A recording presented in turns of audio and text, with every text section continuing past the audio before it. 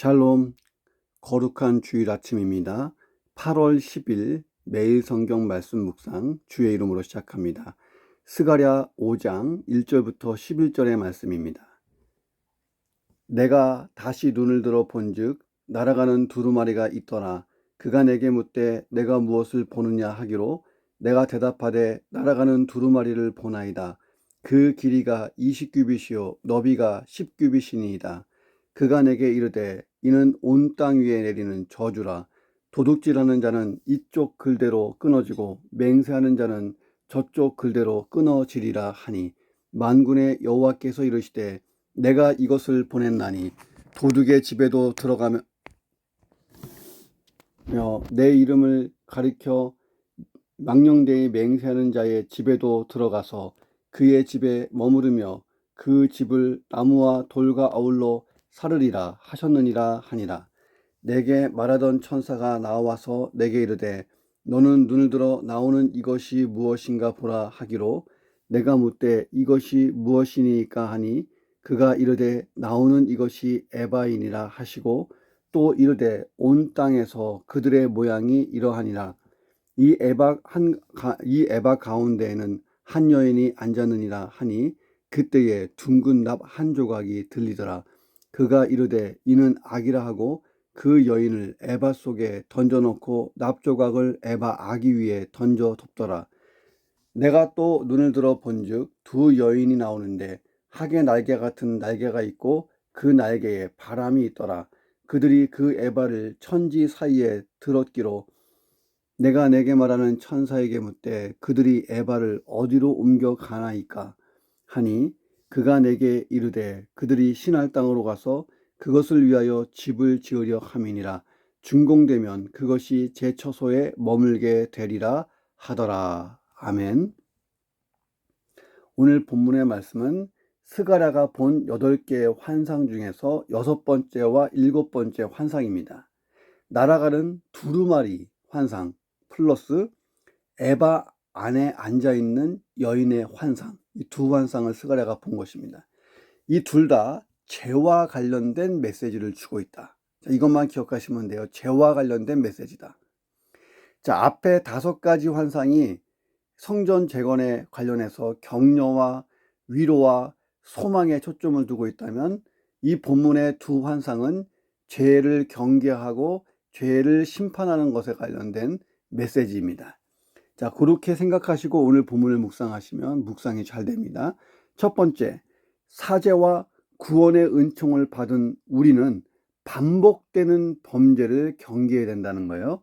반복되는 범죄를 경계하자.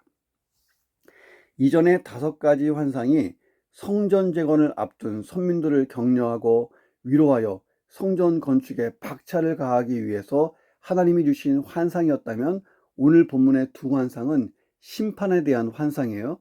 앞의 것과 다르게 갑자기 심판에 관련된 메시지가 전달되고 있습니다. 당시 사죄의 은총을 입고 바벨론 포로에서 해방되어 본토로 돌아온 선민들 중에서 선민 공동체를 패망으로 이끈 옛 죄악을 다시 행하는 자들이 있었기 때문에 경고성 메시지가 지금 나가는 것입니다. 그들의 죄를 일일이 열거하지는 않고 대표적인 2가지를 제시하고 있어요. 하나는 도둑질이고 또 하나는 하나님의 이름으로 망령된 맹세를 하는 것. 이 2가지만 얘기했지만 허다한 죄가 여기에 다 포함되어 있는 거예요. 이 2가지 죄악은 하나님과 인간에 대한 어떤 범죄하는 죄악을 대표하는 것인데 궁극적으로 그들이 짓고 있는 모든 죄악, 그 죄악이 이제 꽉 차서 잘못하면 그들의 조상들처럼 또다시 심판을 받을 위기가 있기 때문에 이 말씀이 지금 나가는 것입니다. 3절에 보면 온 땅 위에 내리는 저주라고 되어 있어요. 자, 성전 건축이 중단된 이유, 다른 무엇보다도 이스라엘 백성들이 이 저주를 받아서 마땅한 이 죄악에 지금 물들어 있기 때문에 성전 건축이 중단된 이유도 있습니다. 영적으로 침체, 어떻게 보면 영적인 타락, 이것이 성전 건축의 내면적인 중단 이유라는 거예요. 외적으로는 저기 사마리아인들이 막 와서 공격하고 이방인들이 방해하고 막 했지만은 날아가는 두루마리의 길이가 9m, 폭이 4.5m나 되었습니다. 큰 두루마리의 특징은 온 땅에 내리는 저주를 상징하고 있습니다. 과거 선민들이 바벨론에 패망하여 포로로 끌려가 크나큰 수치를 당한 이유가 죄 때문이었어요. 자, 그래서 고토로 돌아온 이스라엘 사람들은 다시는 죄를 짓지 않겠다고 다짐 또 다짐을 했을 것입니다. 하나님 말씀에 순종하며 경건한 삶을 살겠다고 다짐했을 거예요. 자, 그런데 고작 20년도 되지 않아서 그 다짐과 결단이 무색해지도록 다시 죄악을 행하는데 선조들이 죄악과 거의 버금간다는 거예요. 엄청난 심판을 당하고도 다시 망각의 물을 마신 것처럼 똑같이 죄를 범했다는 것입니다. 오늘 본문에는 도둑질과 망령된 맹세 정도로 나오지만 에바에 갇힌 여인이 신할 땅 바벨론까지 옮겨지는 것을 보면 그들의 죄악의 무게가 크기가 계산해 보면 선조들의 죄악과 크게 다르지 않게 점점 심화되고 있었다는 것입니다. 그 대표적인 죄악이 우상숭배라 하는 것입니다. 자, 우리는 본문의 이스라엘 백성들을 보면서 내 모습을 볼 수 있어야 돼요. 예수님을 구주와 주님으로 믿고 내가 구원받았지만 우리 안에는 죄성이 여전히 남아서 피 흘리기까지 이 죄와 싸워 이겨야 합니다. 아주 오래된 습성처럼 버리기 어려운 죄들이 있어요. 때로는 너무 친근해져서 이 죄는 죄로 여겨지지 않을 때가 있어요. 수시로 거짓말하는 사람은요, 거짓말이 죄로 안 느껴지고 수시로 화를 내는 사람은요, 화내는 것을 죄로 여기지 않습니다. 또 수시로 어떤 죄악에 빠져 있으면 그 죄가 어느 순간에는 죄로 여겨지지 않을 때가 있어요. 자, 대표적인 게 이제 거짓말이고요. 의도적인 거짓말도 있지만 무의식적으로 거짓말을 옮기는 거짓말도 있어요. 자, 누군가가 흘린 거짓말을 그냥 다 진리로 받아들이는 거예요. 남 이야기 좋아하는 거죠. 남의 이야기 흉 보는 거 좋아하는데 누가 흉을 보면 그것을 진리로 받아들이고 그대로 여기저기다 퍼트는 거예요. 자, 이것도 거짓말의 일종입니다. 그래서 우리는 반복되는 범죄를 경계해야 된다는 거예요. 자, 그리고 성령의 감동하심 안에 영적으로 깨어있어 죄악을 분별해낼 수 있어야 된다는 것입니다. 자, 이스라엘이 선조들이 저질렀던 죄악을 보면서 우리는 저렇게 하지 마야지. 저러면 나라가 망하지. 저래서 우리가 70년 포로 생활한 거야. 우리 후손들에게는 더 좋은 나라를 물려줘야지. 죄 짓지 말자. 그런데 똑같은 죄를 어느 순간 따라하고 있다는 거예요. 자, 그러니 우리가 성령 안에서 깨어서 영적으로 죄를 분별하고 제거하고 피 흘리기까지 싸우지 않으면 우리의 죄성이 만만치 않다는 거예요. 물론 우리의 죄성은 우리가 천국에 들어갈 때에 우리 몸이 부활의 몸으로 바뀌고 영화롭고 신령한 몸으로 바뀔 때 죄성이 완전히 우리 몸에서 사라질 것입니다. 우리 죽음과 함께 이 죄성에서 멀어지는 거예요. 그리고 다시 부활할 때, 우리 몸이 부활할 때는 예수님처럼 경건하고 깨끗하고 신령한 몸이 되는 것입니다. 그때까지는 우리가 육신을 가지고 있기 때문에 죄악과 싸워야 돼요. 싸워 이기는 하루가 되기를 주의 이름으로 축원합니다. 두 번째, 이 범죄는 내 삶의 저주를 불러들인다 하는 거예요. 4절 보세요. 만군의 여호와께서 이르시되 내가 이것을 보냈나니 도둑의 집에도 들어가며 내 이름을 가리켜 망령되이 맹세하는 자의 집에도 들어가서 그의 집에 머무르며 그 집을 나무와 돌과 아울러 사르리라. 자, 하나님께서 보내신 저주가 불에 비유되고 있습니다. 불이 들어가서 범죄하는 집안을 막 태워요. 자, 화재 현장을 직접 목격했거나 경험해 본 사람들은 불이 그렇게 무서운지 몰랐다, 이런 말을 많이 해요. 불은 매우 파괴적이고 저주의 성격을 지니고 있습니다. 하나님의 저주가 죄악을 행하는 자의 집에 들어가 머무는 거예요. 불이 머물고 있어요. 끔찍한 심판이 지금 전달되고 있습니다. 자, 고대 세계 사람들은 자신이 하는 말의 신빙성을 높이고 상대방에게 신뢰를 얻고자 자기보다 높은 존재의 이름을 빙자하여 맹세하곤 합니다. 선민들에게서 있어서 가장 높은 분이 누구예요? 하나님이잖아요. 하나님의 이름으로 맹세해요. 자, 그러면 최고의 담보를 제공하는 행위가 되는 것입니다. 내가 하나님의 이름으로 맹세하는데 이게 최고의 담보가 되는 거예요. 그런데 그들이 자기의 이기적인 목적, 사사로운 이익을 위해 하나님의 이름을 함부로 남용한 거예요.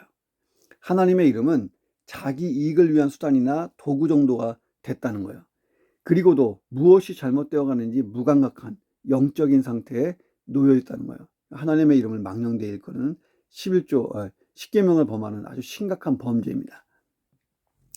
이스라엘의 성전 재건의 관건이 뭐냐? 이 죄악을 어떻게 청산하는가에 달려 있어요. 성전 재건이 중요한 것이 아니라 죄악을 청산한 자가 성전을 잘 건축하는 게 중요합니다. 자, 성전 재건은 그들의 힘과 재능과 소유의 넉넉함으로 감당할 수 있는 게 아닙니다. 하나님이 하시는 거예요. 하나님이 공급하실 거예요. 그들이 준비될 건 뭐냐면 영적인 순수함과 청결한 삶이 중요한 것입니다. 안 그러면 성전 재건 다 해놓고 심판받는다면 이게 얼마나 웃겨요. 얼마나 비극적입니까?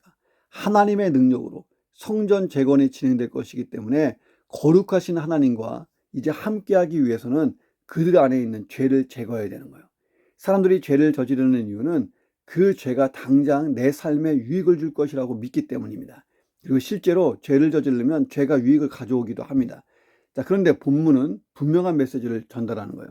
저주를 내 삶에 가득 채워가는 것이다. 죄를 짓는 것은 당장 유익이 있어 보이지만 또 하나의 저주를 내 삶에 채워가는 거예요. 자, 에바의 비유처럼 이 죄가 꽉 쌓이면 넘치면 각오할 만한 심판이 임하는 거예요. 자, 저주를 불러오는 범죄, 하나님의 심판을 불러오는 범죄. 하나님은 공의롭기 때문에 반드시 죄를 간과하지 않습니다. 그 죄의 결과를 우리에게 물리세요. 물론 그 죄의 결과로 우리가 하나님께 단절되거나 지옥으로 떨어지거나 하진 않아요. 예수 그리스도의 공로로 우리가 구원받았기 때문에. 그러나 그 죄가 하나님의 심판을 불러오고 그리고 내 삶이 아주 힘든 길을 가요. 그럴 이유가 없잖아요. 저주를 불러오는 범죄, 내 삶에 아주 작은 것이라도 제거해 나가기를 주의 이름으로 축원합니다. 세 번째, 죄의 축적이 정한 분량에 이르면, 하나님이 경고하신 분량에 이르면, 하나님이 오래 참으시는 분량을 넘어서면 이 심판은 필연적이다 하는 것입니다. 자, 6절에 보면 스가랴가 에바를 봤어요. 이 에바라는 것은 곡식과 같은 물건의 양을 재는 도구예요. 이게 재는 도구. 약 22리터 정도의 부피를 담을 수 있는 어떤 그릇입니다. 자, 에바 안에 한 여인이 앉아 있는 거예요. 자, 그리고 이 에바를 덮는 납이 있어서 또 하나의 뚜껑이 있었습니다. 납으로 만든 뚜껑, 에바를 덮는 뚜껑. 자, 이 에바라고 하는 것은 하나님께서 죄악을 심판하기 위해 정하신 분량의 한계를 의미합니다. 그러니까 에바가 있었다. 했을 때 이 에바의 모양과 에바의 용도에 대해서 사람들이 잘 그 당시에는 이해를 했을 거예요. 자, 우리는 22리터 정도의 부피를 담을 수 있는 어떤 통이다. 자, 이 통은 하나님이 죄악을 심판하기 위해 정하신 분량의 한계다. 이것은 상징이니까 야, 너 죄가 22리터가 차면 끝이야. 이게 아니고 하나님이 정하신 분량의 한계가 있다는 거예요. 자, 하나의 상징적인 도구로 에바가 나왔어요. 이 에바 안에 죄악이 가득 차면 하나님의 심판이 시작된다는 거예요. 자, 그렇다면 이 여인은 누구를 상징하고 있을까요? 무엇을 상징하고 있을까? 자, 8절에 보면 그것은 악을 상징해요. 악. 이스라엘이 저지르고 있는 죄악을 상징하고 있습니다. 자, 조금 더 보면 이 여인은 죄를 지은 이스라엘 백성들을 의미하기도 한다는 거예요. 자, 이 에바가 뭐예요? 에바는 통인데 하나님이 허용하신, 참고 계시는 그 죄악의 허용 쌓임의 정도예요. 자, 그러니까 이 에바 속에 들어가 있는 것은 죄죠. 악이죠. 이스라엘이 범죄한 내용들입니다. 그런데 거기에 여인이 앉아 있어요. 여인은 인격체잖아요. 그러니까 이스라엘 백성 자체를 뜻하기도 한다는 거예요. 그러니까 이스라엘이 범죄한 죄에 대해서 하나님이 이스라엘 백성들에게 심판을 지금 준비하고 계시다. 이 죄악이 쌓이니까 저주가 심판이 시작되는 거예요. 자, 그리고 이 여인은 또 우상을 상징하기도 해요. 우상. 그러니까 많은 죄들 중에서 하나님이 정말 미워하시는 죄가 두 마음을 품는 거예요. 하나님도 섬기는 듯 하면서 우상을 더 섬기는 거. 하나님보다 더 섬기는 거예요. 자, 이 여인은 우상을 상징해요. 당시 우상을 옮길 때에 이 에바통을 사용했다고 하는 기록이 있어요. 에바통 속에 우상을 넣고 뚜껑을 닫아요. 오늘 본문에 보니까 납으로 만든 뚜껑이 있잖아요. 자, 그래서 그 우상을 옮기거나 숨기기도 했다 하는 것입니다. 자, 그렇다면 이 여인은 이스라엘 백성들의 우상 숭배의 죄악을 상징하는 게 돼요. 물론 이 통 안에는 많은 죄악이 들어가지만 특별히 우상 숭배의 죄악이 가장 큰 문제라는 거예요. 좀 더 확대해서 해석하면 우상 숭배의 근원이 뭐예요? 탐심이에요. 탐심. 탐심의 죄악을 상징합니다. 당시 본토에 돌아온 이스라엘 백성들은 경제적으로 어려웠어요. 그러다 보니까 부도덕한 상행위를 하고 있었습니다. 에바는 곡물을 측정하는 도구예요. 에바 속 여인의 환상은 상업적 거래에 있어서 이스라엘 백성들의 불성실한 범죄를 상징하기도 한다는 것입니다. 결론적으로 보면 에바 가운데 앉아 있는 여인, 이 여인은 하나님께서 정하신 분량의 한계를 채운 선민들의 죄악, 선민 그 자체를 의미합니다. 9절에 보니까 내가 또 눈을 들어본 즉 두 여인이 나와요. 학의 날개 같은 날개가 있어요. 그 날개에 바람이 있어요. 자, 그들이 에바를 천지 사이에 들었어요. 자, 이 두 여인은 누구냐? 하나님이 보내신 사자들입니다. 자, 심판을 위해 보낸 사자들이에요. 자, 스가랴는 하나님의 사자들이 이 에바를 들어 올리는 광경을 보았어요. 그리고 물어봅니다. 그들이 에바를 어디로 옮겨갑니까? 천사가 대답해요. 그들이 시날 땅으로 가서 그것을 위하여 집을 지으려 함이니라. 준공되면 그것이 제 처소에 머물게 되리라. 자, 이게 무슨 말일까요? 그들이 시날 땅으로 가게 될 거고 또 그것을 위하여 집을 짓고 준공되면 거기 머물 거다. 이 시날 땅은 과거 바벨탑이 세워진 장소예요. 창세기 11장을 배경으로 합니다. 바벨탑이 세워진 장소로 이 바벨탑은 왜 세워졌습니까? 우리가 하나님과 똑같아져 보자. 우리가 하나님처럼 될 수 있다. 우리가 하나님이다. 인간이 이 교만이 극에 달했을 때에 하나님과 같아지려고 하는 그런 교만. 내가 하나님, 내가 내 인생의 주인이야 할 때 세워진 게 시날 땅의 과거 바벨탑 사건입니다. 그러니까 그때부터 바벨탑은요, 하나님을 대적하는 의미, 시날 땅은 하나님을 대적하는 땅의 의미가 있어요. 자, 그리고 시날 땅, 이 시날 땅이 곧 이제 바벨론을 상징합니다. 훗날에, 훗날에 이제 바벨론, 아수르, 또 바벨론, 또 이방 민족들, 하나님을 대적하고 하나님의 백성을 못 살게 구는 이방 민족들. 자, 하나님이 죄악이 가득한 선민들을 심판해서 과거 선민들을 어디로 보냈어요? 바벨론으로 옮기신 것처럼 지금도 옮기실 수 있다는 것을 보여주는 거예요. 다시 말하면 너희 죄가 더 차면 그리고 회개하고 돌아서지 않고 계속 그 일을 하면 내가 시날 땅으로 너희를 옮겨버리겠다. 다시 말하면 바벨론 땅으로 옮기겠다. 다시 말하면 과거 너희 조상들처럼 또 다른 심판이 일어날 수 있다 하는 것을 하나님이 경고로 보내주신 것입니다. 하나님이 정하신 분량을 넘어서면 그렇다는 거예요. 자, 그러면 목사님, 하나님이 정하신 분량만 안 넘으면 되나요? 이렇게 살면 안 되잖아요. 우리는 그 분량을 알 수가 없어요. 그렇잖아요. 하나님이 정해놓으신 에바 속에 죄악을 차곡차곡 쌓는 이스라엘의 모습을 보세요. 이게 얼마나 위험천만한 일입니까? 죄의 축적이 정한 분량을 넘어서면 심판은 필연적이다. 하나님은 공의롭기 때문입니다. 이 심판은 하나님을 위한 심판이기보다는 우리 믿는 자들에게는 우리를 위한 심판이에요. 그렇지 않으면 멸망의 길로 가잖아요. 그래서 그 믿는 자들에 대한 심판은 징계예요, 징계. 이 징계는 달게 받아야 됩니다. 근데 일부러 그 징계를 달게 받기 위해서 죄를 쌓을 필요는 없잖아요. 자, 우리는 하나님의 오래 참으시는 것, 이거 시험하지 말아야 돼요. 야, 내가 이 범죄를 저질렀는데 즉각적으로 뭐가 나한테 불이익이 오거나 심판이 오지 않아요? 하나님도 이해하시나? 또 죄를 똑같은 걸 저질러요? 나중에는 무감각해져요? 그 죄 속에 그냥 푹 빠져 살아요? 이게 죄인지 아닌지도 몰라요? 하나님의 오래 참으심을 시험하지 말아야 됩니다. 스가랴는 환상을 보면서 이스라엘이 지금 당장 해야 할 일을 봤을 거예요. 그건 뭐냐면 넘쳐나려고 하는 이 죄악을 제거하는 게 정말 시급하잖아요. 성전 건축도 중요하지만 오늘 내 삶의 에바에 이 쌓이려고 하는 죄악, 이거를 빨리 퍼내고 제거하고 없애기를, 그런 하루가 되기를 주의 이름으로 축원합니다. 에바에 앉은 여인의 환상은 또 다른 측면의 메시지가 있어요. 하나님께서 이 악을 제거할 것이다 하는 메시지예요. 자, 악으로 상징되는 에바 속의 여인이 납으로 된 뚜껑을 열고 나오려고 하는데 나오지 못해요. 왜냐하면 납의 무게가 만만치 않거든요. 납의 무게에 완전히 눌려서 이 여인이 에바 밖으로 나오지를 못하고 있어요. 그리고 이 에바는 바벨론으로 옮겨지고 있습니다.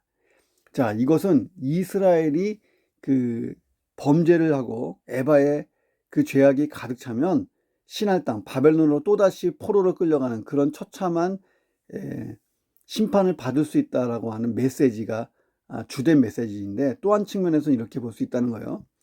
이스라엘이 회개하고 하나님 앞에 돌아오면 이 쌓여진 죄들이 멀리 보내지고 끝날 것이다. 그러니까 하나님이 그 동에서 서가 먼 것처럼 이 죄악을 던져버리시는 거예요. 자, 이스라엘의 죄악들이 제거되는 것을 상징적으로 보여주는, 자, 그 동시에 바벨론 땅에 죄악이 차서 심판받게 되는 것을 예고하고 있다 하는 것입니다. 자, 환상을 보면서 스가랴가 무슨 생각을 했을까요?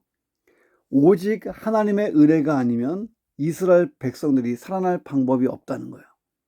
그리고 이스라엘의 죄를 제거하시고 여전히 회복의 소망을 확신으로 주시는 하나님께 감사의 기도를 드렸을 거예요. 하나님, 우리 민족의 상태가 이렇군요. 우리가 이 죄악을 뿌리 뽑지 않으면 성전 재건도 의미가 없군요. 하나님, 이런 환상을 통하여 우리에게 경고를 주시는군요.